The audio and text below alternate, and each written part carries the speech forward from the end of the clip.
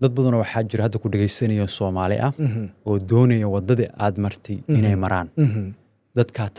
tala noocay aad siinaysaa tala waxaan siinaya horta niyo business qof kasta ma aha sax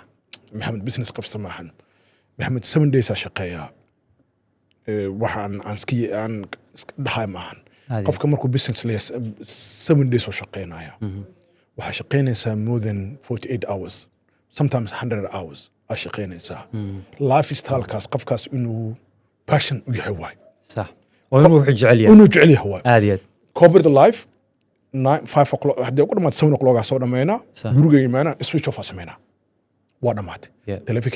تلفيكي سالنت أجلينا ريركي للجوجا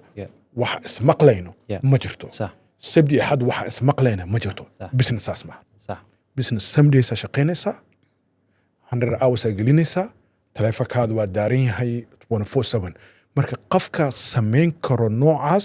waa passionate waa ina jeceshahay waa jeceshahay dad waxa ku talin lahay business waa fiican yahay especially wadanka Australia joogno run ahaantii si kasta talent u tahay